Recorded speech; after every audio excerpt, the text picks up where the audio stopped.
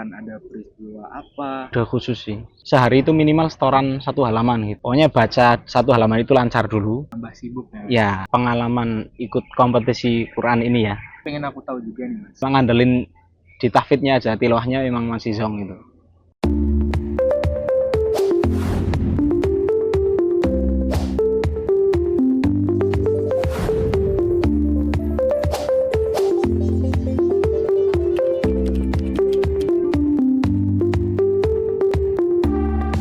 Assalamualaikum warahmatullahi wabarakatuh.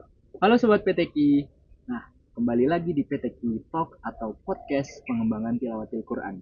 Nah, kali ini aku akan membersamai kalian. Perkenalkan, nama aku Zufar dari Ilmu Komunikasi Angkatan 2022 di UNY.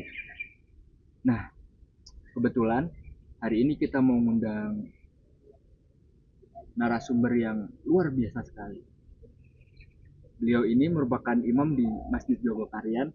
Kemudian, beliau ini juga berprestasi di bidang MHQ atau Musabaqah Hifdzul Quran.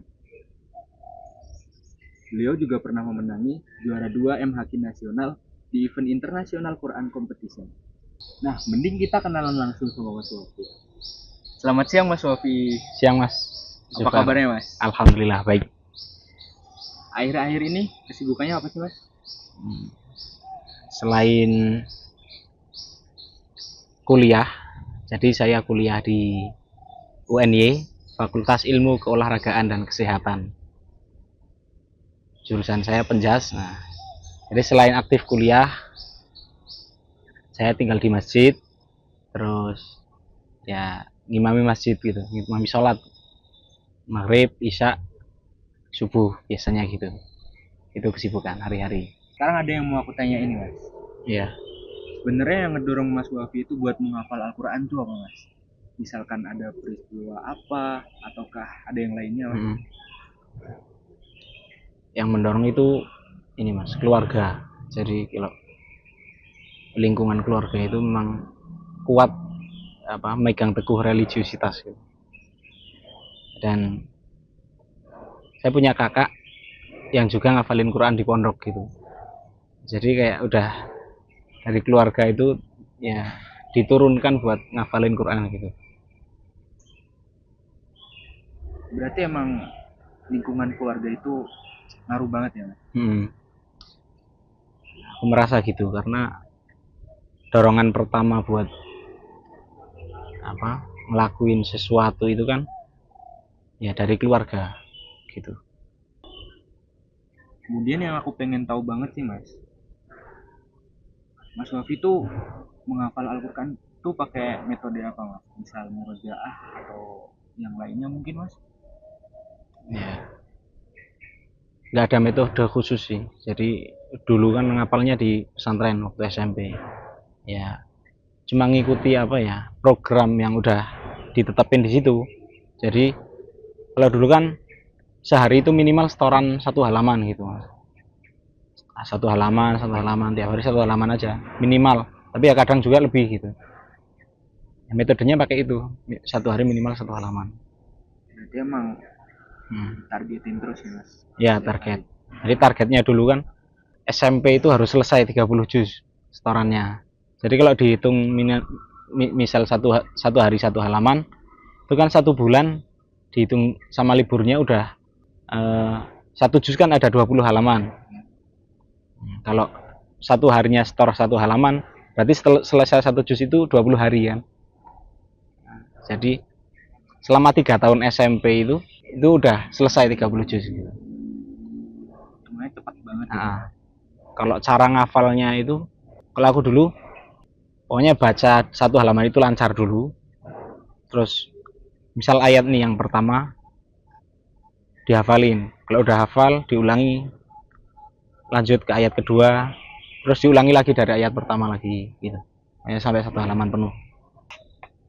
Sekarang kan Mas Wafi kan lagi sibuk kuliah kan, apalagi sekarang S2 kan.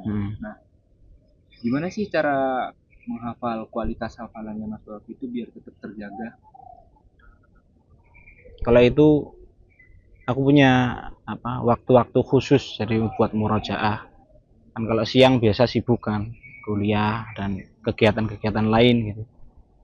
Nah, jadi aku mengkhususkan waktu buat murojaah. Jadi kayak habis maghrib, habis subuh itu ya wajib murojaah. Yang nggak ada minimalnya. Dulu sih awal kuliah tuh minimal ya 1 juz ngaji itu. Setiap ngaji habis maghrib 1 juz, habis subuh 1 juz. Tapi kan berjalannya waktu karena kehidupan yang begitu apa ya, tambah sibuk ya. ya karena kesibukan yang bertambah kan akhirnya ya pokoknya ngaji lah di waktu itu tuh harus ngaji gitu, murojaah. Terus selama Mas Wafi ini menghafal Al-Quran, ada nggak tantangan berat gitu, misal yang sampai bikin Mas Wafi itu pengen berhenti buat menghafal? Kalau tantangan terberat itu sebenarnya nggak ada ya, karena waktu itu SMP ngafal itu ya karena pikiran anak SMP itu apa sih kan, paling cuma pengen beli HP, terus ya punya duit buat jajan, kan nggak banyak gitu maksudnya. Kalau sekarang kan mungkin kalau di luar kan ya yang pengen itu, yang trennya lagi apa gitu. Kalau di pesantren kan nggak tahu apa-apa dulu kan, jadi tantangannya ya emang diri sendiri, semangat dari teman kadang udah lebih dulu, terus kita di bawahnya kan akhirnya apa ya tertantang sendiri gitu. Tantangannya sih kayak teman sendiri aja. Berarti emang semangatnya tinggi banget. Karena lingkungan yang apa namanya, lingkungan yang mendukung gitu, karena di pesantren kan ya semuanya sama gitu, berjuang di hafalan Quran gitu. Sekarang yang pengen aku tahu juga nih Mas, dan mungkin juga teman-teman dari PTQ juga mau tahu, Mas Wafi bisa ceritakan nggak pengalamannya Mas Wafi dalam ikut lomba MHQ, terus juga persiapan apa yang dilakukan untuk menghadapi lomba MHQ tersebut? Nah, pengalaman ikut kompetisi Quran ini ya, jadi awalnya dulu itu kan kelas 2 SMP itu nggak sengaja, nggak tahu karena apa ditunjuk buat ngikutin MTQ tingkat Bantul dulu kan awalnya. Ikut tuh ya nggak persiapan sama sekali. Itu dulu cabangnya 5 juz dan tilawah. Cuma ngandelin di tahfidnya aja, tilawahnya memang masih zong gitu. Terus ikut, kebetulan nomor 1 di Bantul tuh. Terus lanjut beberapa bulan setelahnya kan provinsi, yaitu persiapan murojaah, terus aku ulang-ulangin 5 juz itu. Kalau tilawahnya masih ya sekedar bisa-bisaan, tapi tahfidnya sebisa mungkin maksimal gitu kan. Akhirnya lomba provinsi itu di Bantul, juara lagi provinsi, terus lanjut ke nasional. Itu waktu itu 5 juz 2012 mungkin ya. Selanjut lagi sampai habis, ada umur maksimalnya 5 juz tuh. Dulu itu 17 tahun apa berapa gitu. Akhirnya udah habis 5 juz naik 10 juz. Ya, persiapannya lebih banyak lagi karena juz yang diikuti kan banyak. Persiapan murojaah terus tuh. Tapi waktu itu cuma sampai provinsi 2016, nggak lolos nasional. Terus tetap ikut MTQ terus, tapi di tahfiz 10 juz terus. Akhirnya lolos lagi itu sekitar tahun 2021, masih di 10 juz. Kemudian waktu kuliah juga sering diminta buat ikut kompetisi-kompetisi. Kalau persiapan di waktu kuliah kan karena udah jalan udah lama ya ikut 10 juz itu, ya nggak begitu banyak persiapan, cuma persiapan mental aja sih yang paling disiapin, mental waktu itu. Tapi nih keren banget Mas, baru sekali ikut langsung juara di Bantul, terus di provinsi juga juara. Ya rezeki lah, alhamdulillah, itu keberuntungan sih, nggak tahu mungkin apa lawannya yang nggak begitu kompeten apa di akunya gitu, nggak tahu sih waktu itu. Emang keberuntungan aja. Ngomong-ngomong soal juara nih mas, yang Mas Wafi rasain tuh apa setelah meraih prestasi di bidang MHQ? Apakah ada momen yang paling membanggakan? Kalau yang dirasain setelah juara itu, ya dulu kan taunya yang ngafal Quran, ngaji, jalan aja gitu kan. Oh ternyata di luar tuh ada banyak seni gitu kan. Di Al-Quran itu banyak seninya. Jadi ada, dulu taunya nada kan nada ya nggak tahu namanya gitu, cuma ngaji biasa. Oh ternyata nada baca Quran tuh ada namanya ros, namanya hijaz dan lain sebagainya itu. Oh ternyata tuh di luar banyak seninya gitu. Karena kita kan di pondok nggak tahu lah, belum belajar ilmu itu.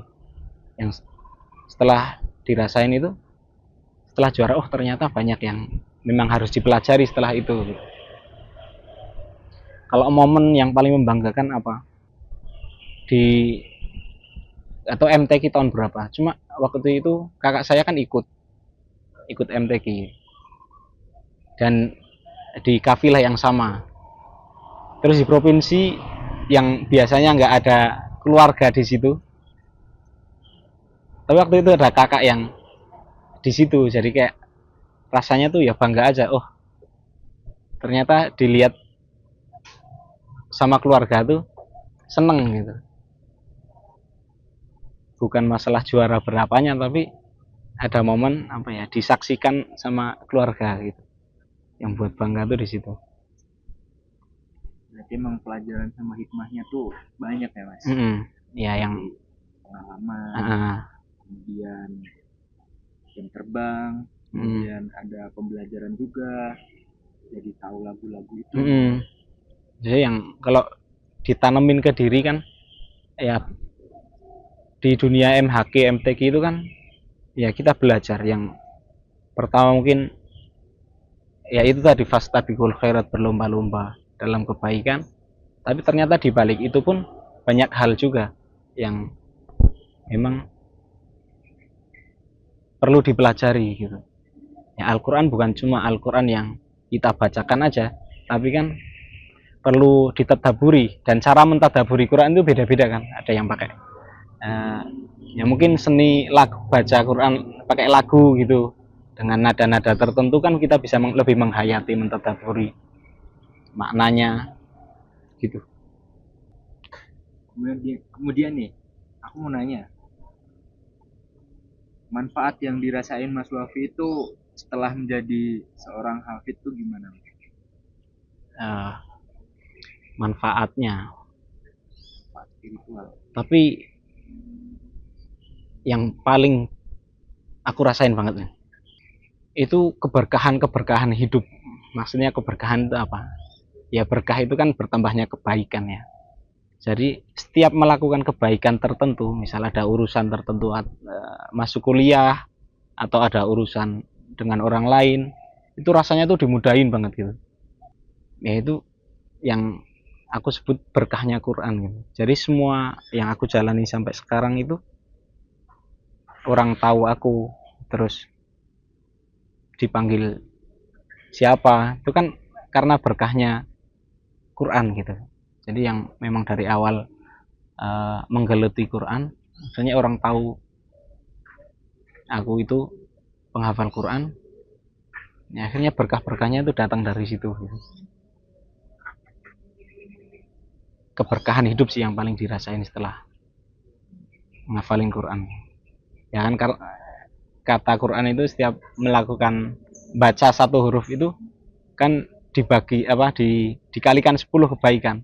Nah mungkin karena ya memang itu janji dari Allah kan, ya akhirnya keberkahan itu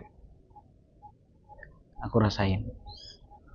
Ya contoh masuk kuliah aja kan pakai sertif ini prestasi hafid kan. Nah itu kan kemudahan juga. Kemudian nih, gimana sih mas hafalan Al-Quran ini mempengaruhi karakternya Mas Wafi, dan kemudian keputusan penting dalam hidupnya Mas Wafi itu? Kita tuh, aku sendiri rasanya dijaga sama Quran. pengaruh karakternya itu dijaga. Misal nih, aku kan masih muda ya, sama juga kan masih muda. Nah, jiwa mudanya kita kan dapat tuh di kuliah yang apa, kehidupannya tuh bermacam-macam kan. Kita mesti pengen kayak yang lain lah, sama teman-teman tuh ngapain gitu, melakukan apa. Tapi kadang kan itu ada batasan tertentu. Jadi kalau mau ngelewatin itu tuh rasa, oh nggak bisa nih, aku penghafal Quran. Oh ini nggak boleh nih, karena aku pegang Quran gitu. Ya jadi kayak kita tuh terjaga dari perbuatan-perbuatan yang kiranya itu melanggar batas syariat gitu kan. Nah, ya, kita terjaga sama Al-Quran yang kita bawa gitu. Berarti emang berpengaruh itu ya Mm-mm. sama karakter diri kita Ah, sendiri. ya betul. Keputusan penting yang Iya. kita ambil. Mas Wafi sekarang punya tips and trick nggak buat orang-orang yang pengen mulai menghafal Al-Quran? Buat yang mulai ini ngafalin ya. Buat yang mau MHQ bukan, mau ngafalin aja. Ya, mau ngafalin dan mau MHQ bisa. Kalau tips and trick kalau mau ngafalin ya, misal buat anak cucu nanti, buat teman-teman ya. Jadi awalnya itu harus cinta dulu sama Quran. Kita baca tiap hari, itu kan nanti muncul sendiri suka dengan Quran. Setelah baca ya dengerin gitu, sering dengerin Quran aja. Mulai suka lah dengerin siapa ya. Nanti muncul rasa pengen ngafalin lama-lama. Itu triknya sih. Nanti kalau udah seneng dulu sama Quran, itu bakalan nanti punya keinginan sendiri buat ngafalin. Ya nggak harus semuanya, semua ya. Tapi lebih baik semuanya sih. Tapi mulailah buat seneng sama Quran, seneng dengerin dulu, seneng baca, itu nanti muncul kalau udah lama. Nah, mungkin salah satu caranya yang bisa diterapin tuh kayak yang diterapin orang tuanya Mas Wafi, seperti mendengarkan murotal dari kecil, Ya. Dengerin, itu bisa efektif ya Mas? Iya efektif, karena ngerekam kan anak-anak tuh kalau dengerin murotal kan direkam. Ada cerita dikit, jadi dulu bapakku tuh seringnya nyetel ini surat Qaf. Aku tiap hari denger surat Qaf kan, itu nggak pernah baca, nggak pernah ngafalin, tapi aku ngerekam sendiri di sini. Dan karena setiap hari dengerin, akhirnya hafal, lama-lama hafal. Setiap hari setelin surat Qaf terus kan, lama-lama ya hafal. Dari situ ya mulai cinta lagi ke Quran. Tapi jangan lupa ya belajar ke guru yang benar juga. Nggak bisa kalau Quran itu belajarnya otodidak, harus pakai guru, karena biar tahu kan kesalahan mana yang memang harus dibenerin. Kalau sendirian nggak paham salahnya di mana, yang bener gimana kan gitu. Sekarang Mas Wafi punya pesan nggak buat generasi muda yang mungkin sekarang lagi ngerasa kesusahan banget nih Mas, buat mulai ataupun buat jaga konsisten dalam menghafal Al-Quran? Oke. Pesan buat generasi muda ya, ini buat yang udah pernah menghafal atau yang baru mau ngafal ya, boleh semua. Jadi kalau yang mau mulai ya mulailah dari sekarang gitu, buat belajar Al-Quran. Karena percayalah dan yakinlah bahwa kalau kita belajar Al-Quran itu nggak ada ruginya gitu. Itu akan dibawa sampai nanti, mungkin tua bahkan sampai mati gitu.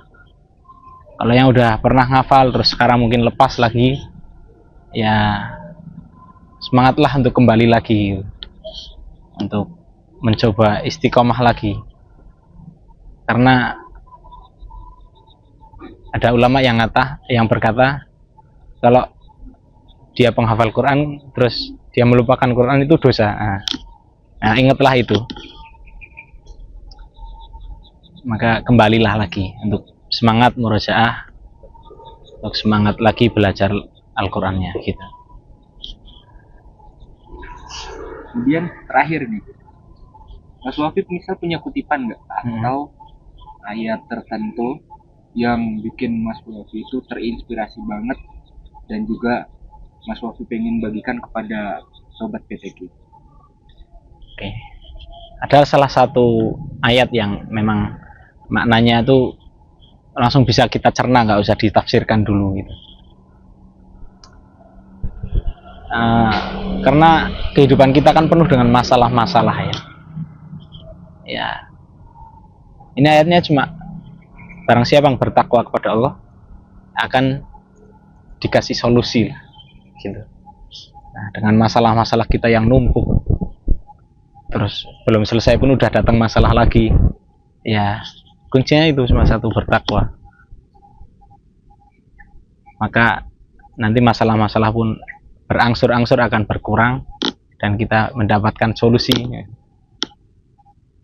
setelahnya gitu.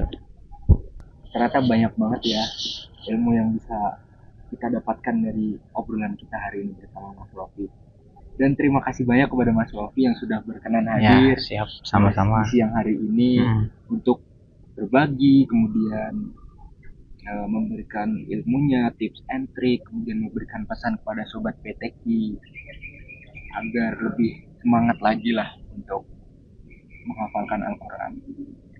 Oke, terima kasih kembali buat PTQ yang sudah memberikan kesempatan buat saya di podcast kali ini.